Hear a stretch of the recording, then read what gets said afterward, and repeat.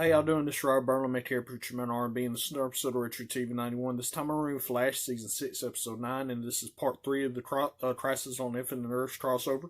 What happens on this week's episode is Barry, Cisco, who is now Vibe again because the Monitor gave him back to his powers, Killer Frost, all go to the home base of the Anti-Monitor, where Pariah Wells became Pariah, and Cisco has to vibe Pariah's memories as Nash Wells because Pariah doesn't remember his memories as Nash Wells. So Vibe is able to do the sequence to get into the Anti-Monitor's lair, and there's this machine that is emitting the Anti-Monitor, the antimatter wave, and 90s Flash, Earth 90s Flash is running this machine, and Cisco is able to vibe him out of there.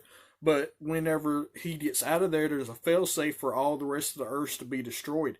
So Pariah brings Black Lightning in as Jefferson and Barry wind up fighting for a little bit, and then Pariah stops them from fighting, and Jefferson uses his electrical powers to try to stop the machine or hold it at bay for now. And then Barry Allen, Earth 1, our Barry Allen, realizes this is when he's supposed to vanish in Crisis, and he's about to get on the treadmill and do this, but Earth 90 Flash steals his Speed Force from him and tells Cisco to put him back on the treadmill, and Earth 90 Flash is the Flash that winds up vanishing in the Crisis and is able to destroy the machine.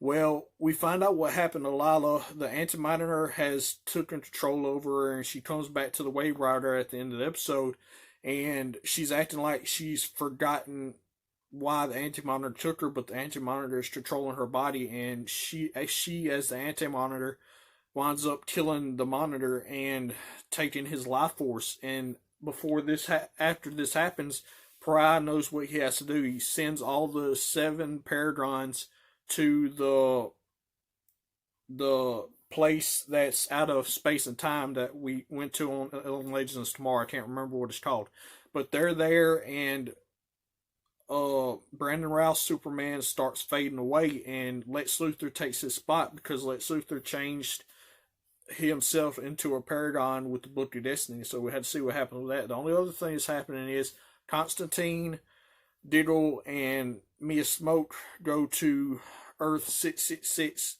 where Lucifer, the TV show, is, and Lucifer gives them this card, that way they can go in Purgatory. Well, they go into Purgatory, and they find Oliver's soul. But before they leave with Oliver's soul, Spectre shows up, and Spectre tells Oliver that he needs to be the next Spectre, and he gives Oliver his Spectre powers, and then he takes Diddle, Mia Smoke, and Constantine back to the Wave Rider, and they tell everybody else that Oliver didn't leave with them. So we had to see what happens with that. The only other thing that happened in the first beginning of the episode, we see Huntress from the Birds of Prey series that I've done reviewed. If y'all want to watch that, go to my Birds of Prey reviews. But her Earth, New Gotham, and her Earth winds up getting destroyed, and she gets destroyed in the antimatter wave. And at the end of the episode, the Anti-Monitor destroys Earth 1 and destroys the Wave Rider. Now the Paragons are the only thing that's left to stop the Anti-Monitor. So we had to see what happens with that. Other than that, that's all that really happened. My question for y'all is, now that Oliver's the Spectre, what's going to happen with that? As always, Preacher Man R&B signing out. Guys, GG is awesome. It's been an episode of Retro TV 91. See y'all next time.